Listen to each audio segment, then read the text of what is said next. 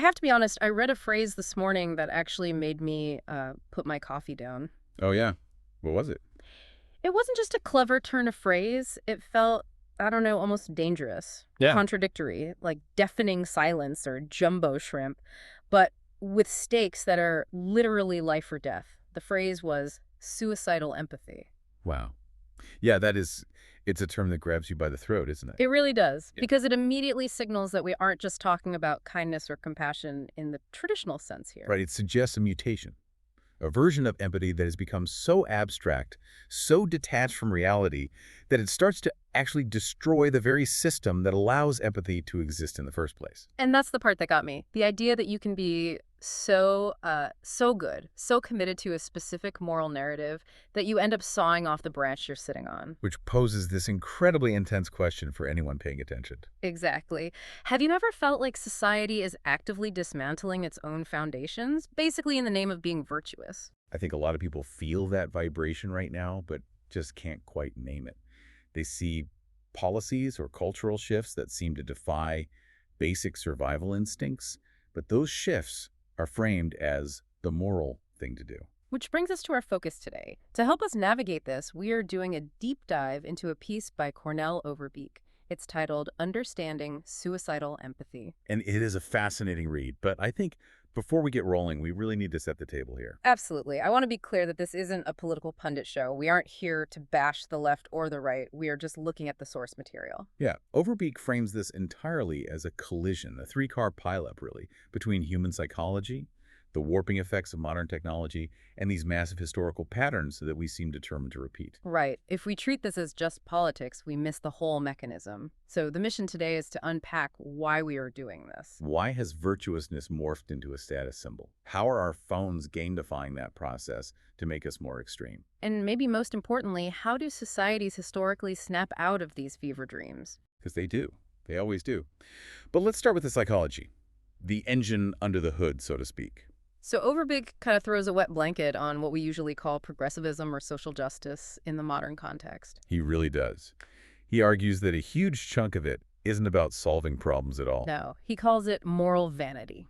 which is a crucial distinction.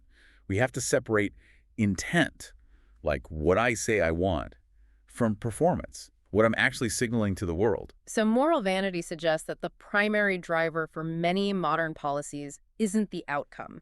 It's not about, did this actually help the poor family down the street? Exactly. It's the signal it sends about the person supporting it. It's purely performative. Okay, but playing devil's advocate for a second, isn't that a bit cynical? I mean, humans are social animals. We've always wanted to look good to our peers. So we have. So why is this different from, say, a Victorian wearing a fancy hat to church to show off? Because the stakes have changed entirely. The tribal badge has become the only currency that matters anymore. Think about the context we're in right now. We live in a hyper-individualized age. Right. We are lonelier than ever. The old structures, the church, the bowling leagues, the massive extended families, they're largely gone. So people are just desperate for belonging. Desperate. And so the political opinion fills that void. Adopting a specific, often extreme moral position acts like a membership card. It's a badge you wear to say, I am part of this tribe, I am safe here. Exactly. The belief isn't actually a tool to fix the world. It's just a ticket into the club. Which implies that if you drop the belief or even just question it, say you asked, hey, does this policy actually work? You aren't just having a debate. No, you are handing in your membership card.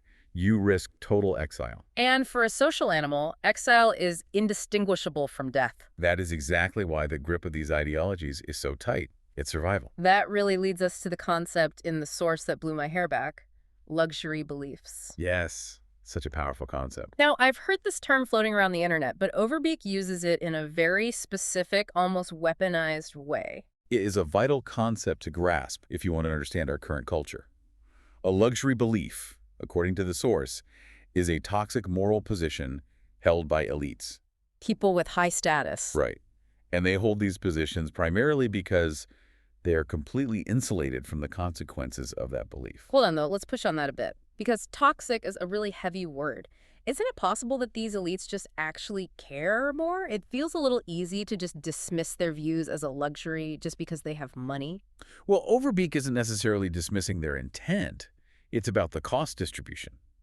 Let's look at a concrete example from the text. Okay, let's do it. Imagine an elite advocate in a major city calling for the defunding of security measures or advocating for the removal of consequences for certain types of theft or public disorder. And they frame this as justice or compassion. Right, and it sounds incredibly noble. But here is the catch. That elite advocate lives in a gated community. They have a private security patrol. They have a high-end alarm system. So if crime spikes because of that policy, does it hit their front porch? Probably not. It hits the neighborhood 3 miles away where the alarm systems are literally just a dog barking. Precisely. The elite gets the social credit for being virtuous. They get to feel good and look good at the dinner party. But the working class family, the immigrant shop owner, they bear the actual burden. They lose their safety. The belief is a luxury because it is a status symbol that only the rich can afford to hold. They never have to pay the bill when reality comes collecting. That is actually pretty damning when you lay it out like that. It turns the whole champion of the downtrodden narrative completely upside down. It does. It's basically saying, I'm willing to sacrifice your safety to validate my morality. And that dynamic is what triggers what Overby calls the purity spiral. This is the main mechanic driving all this polarization. Because once a group decides that their status comes from how virtuous they are, it creates a competition. Exactly. There is no such thing as being virtuous enough. I see where this is going. It's an inflationary economy of morals. Yes, perfect way to put it. To maintain your status, you can't just agree with the group. That's baseline. To stand out, to be a leader, you have to be slightly more moral than the person standing next to you. You have to adopt a position that is slightly more radical, slightly more abstract. Right. So if you say, I support the victim, I have to say, well, I support the criminal because they are the real victim of society. And there it is. That is the moment of suicidal empathy. That's the tipping point. You start elevating the rights of the transgressor above the rights of the victim. But why? Because the victim is messy. The victim represents reality. Defending a grandmother who got mugged is standard. It doesn't win you any extra points in the tribe. But it defending the mugger, framing the violence as a cry for help or some political act. That shows a higher level of sophisticated moral understanding. It signals ultimate virtue to your peers. And meanwhile, the grandmother is still in the hospital. And the society is dismantling the laws that protect her, all to service the abstract narrative of the elite. It's terrifying because it actually makes logical sense. If you accept the premise that virtue equals status, the rest of the dominoes fall automatically. They do. But this brings me to the second massive force in this collision. Because let's be real here. Human beings have always been vain. We've always been tribal. Oh, absolutely. Nothing new there. Well, why does it feel like this has accelerated so fast in the last decade? Because we poured rocket fuel on the fire. This is section 2 of Overbeek's analysis, the tech accelerator. The algorithms. Yes, but not just a generic social media is bad take. We need to look at the specific design. Overbeek describes these platforms not as communication tools, but as gamified status-seeking engines. I think we all know that feeling. You post something and you instinctively check for the red dot. It's a slot machine. It is entirely a slot machine. But what pays out the jackpot? The algorithm is the referee, and it has a very specific bias. It rewards engagement. And research consistently shows that absolutely nothing drives engagement like moral outrage. Right. So if I post a nuanced take, say, hey, crime is complex, here are some statistics about poverty and policing, let's discuss what happens. You get silence, crickets, maybe a pity like from your mom. Exactly. The algorithm buries it because it doesn't trigger a fast dopamine response in the network. But if you post an inflammatory, highly moralistic take, even if it is completely disconnected from reality, the algorithm rewards you. You get visibility, you get the dopamine, you get the status. So the machine is effectively training us. It's conditioning us like lab rats. Be extreme, get a treat. Be nuanced, get ignored. It is literal Pavlovian moral shaping. And then on top of that, you add the filter bubble. Right, because the algorithm realizes what tribe you were in and it seals the exits. You stop seeing reasonable people from the other side. You only ever see their worst, most cartoonish moments. Which makes it really easy to dehumanize them. It actually makes it necessary to dehumanize them. If the other side is framed as pure evil, then any action taken against them is justified. And any signal of virtue to your own side becomes the only way to feel valid. The machine is designed to radicalize us. Not because some villain wants to destroy society, but simply because radicalized people click more ads. It's chilling. So we have the psychology of the luxury belief, the elite shielding themselves from consequences. and the engine of the algorithm gamifying the madness. Right. It feels like we are in totally uncharted territory, but this is where the expert in you usually chimes in and says, actually, we've seen this movie I before. do say that a lot, don't I? But unfortunately, it's true, and it's usually a horror movie. This brings us to the third force, the historical lens. Overbeek brings in history here to show that humanity goes through these exact cycles of zealotry. Yes, we get intoxicated by these ideological fever dreams, where the narrative becomes more real to us than actual reality. Give us the examples. I know the source heavily mentions the French Revolution. It's the absolute classic case study for this. The Reign of Terror. The guillotine days. Yes, but we really have to look past the blood to see the why. Robespierre and his Committee of Public Safety, they didn't think they were the bad guys. They capitalized the word virtue. They worshipped it.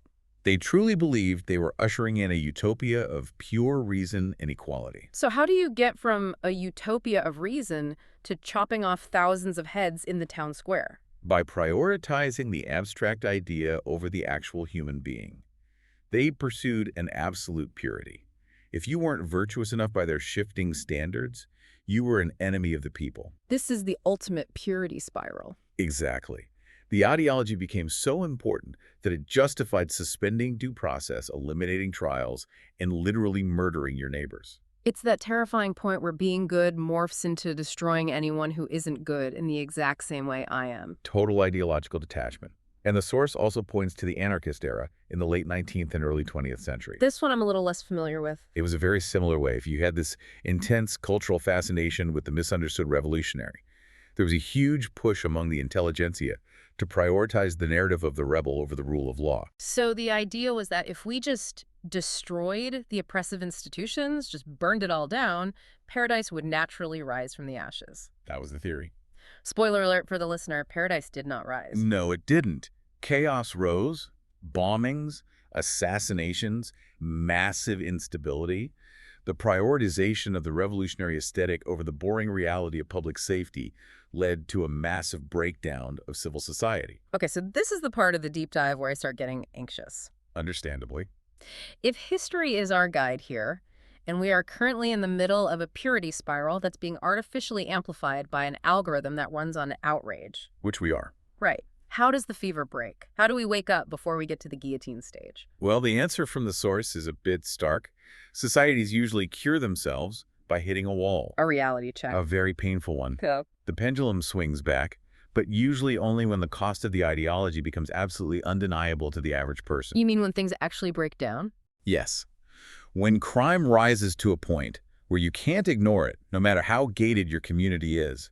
When the economy fails because the policies were based on fantasy, not math. When the luxury bubble pops. Exactly. Overbeek argues that the majority eventually reaches a breaking point where they can no longer ignore reality, even if their tribe demands they do. That sounds inevitable, but also incredibly messy. I would really prefer not to wait for a total societal collapse just to get our common sense back. I think we all would. So does the source offer an off-ramp?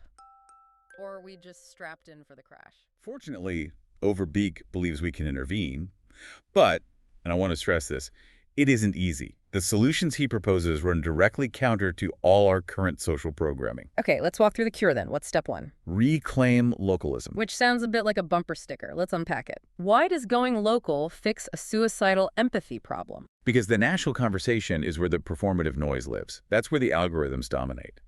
But the local level, your school boards, city councils, your actual physical neighborhood, that is where reality lives. The source uses the shop owner example again here, right? Yes. Think about it. It is very easy to hold a luxury belief about criminal justice on X or Instagram. You can post a theory and get 10,000 likes. But it is much harder to maintain that theory when you are standing in a broken storefront looking into the eyes of a neighbor who just lost their livelihood. Physical reality pierces the bubble. When you engage locally, you are forced to confront practical outcomes. You can't hide behind abstract empathy when the consequences are staring you right in the face. So the advice is really to get off the national stage. Stop performing for the global audience and start fixing the pothole in front of your house. Exactly. Reconnect with the tangible. All right. Step 2 from the source. Reward nuance over outrage. This one is about personal hygiene with the algorithm. We have to consciously break the cycle. How do we do that? If you see a post that is clearly designed to trigger moral panic, Mm. even if, and this is the vital part, even if you agree with it, do not share it. Do not comment. Don't feed the beast, even if it feels good in the moment. Starve it. You have to shift your attention to creators who focus on competence. Look for objective data. Look for tangible results. We essentially need to retrain our own dopamine systems to value what is true over what feels righteous. That is a seriously hard habit to break, but the next one seems even harder. Intellectual humility. It is the ultimate antidote to moral grandstanding. The source suggests we have to radically shift the debate from who is the better person to what actually works. That's a massive shift for us right now. We are totally obsessed with identity. We are, but we need to move from identity to outcomes. Instead of signaling your virtue, you need to ask, are the streets safe? Are the children learning to read? Is the water actually clean? And if the answer is no, then the moral signaling is completely irrelevant. Exactly. You have to admit the policy failed, even if your side proposed it. Which leads directly to the final and honestly the most terrifying piece of advice in the source. Critique your own side. This is the heavy lifting. I mean, let's be honest. In 2026, if I go onto my social feed and start critiquing my own team, I'm not just starting a debate. I'm basically asking to be canceled. I'm asking to be excommunicated. You are, and that is exactly why it is so effective. When you call out bad faith rhetoric or conspiracy theories within your own tribe, you do something incredibly powerful. What's that? You signal that you value truth more than you value the tribe's approval. It breaks the trance. It totally disrupts the purity spiral. It shows others that it's possible to belong to a group without subscribing to its most extreme delusions. It de-escalates that toxic us versus them dynamic because you aren't acting like a drone anymore. You're acting like a thinking person. So, to kind of recap the map we've just drawn here, we are dealing with moral vanity and luxury beliefs. Right, where elites adopt toxic views to gain status while passing the real bill to the vulnerable. And we've got the tech accelerator, the algorithms that gamify outrage and silence nuance, basically training us to be radicals. And we have the historical pattern to look at. Yeah. The explicit warnings from the French Revolution and the anarchists that when ideology trumps reality, the end result is always chaos. And the cure for all this is painful. It's tearing ourselves away from the screen, dealing with local reality, starving the outrage machine, and having the guts to actually tell our own friends when they're wrong. It's a lot to ask. But the source ends with a thought that I find quite grounding. Overbeek writes, "Society will eventually tire of the vanity." We just get exhausted by it all. We do. Humans are resilient, but we are also deeply practical creatures. We eventually just want things to work. The pendulum will swing back. So the only variable, the only real question that matters is how much damage gets done before we regain our common sense. Right. Do we wake up now or do we wake up after the crash? Sure. The goal of this deep dive is to maybe help us find that brake pedal a little sooner. To stop performing and start functioning again. To stop playing the game of moral status and demand basic competence. Exactly. So here is a final provocative thought for you to chew on as you go about your day. The source heavily argues that reality testing is the ultimate cure. It is. So look at your own life. Where do you see a gap between the virtuous thing you feel pressured to say online and the practical reality of what actually works in your neighborhood? Because that gap, that exact space, is where the solution lives. Thanks for listening to this deep dive. Let's all try to stay grounded out there. Take care, everyone.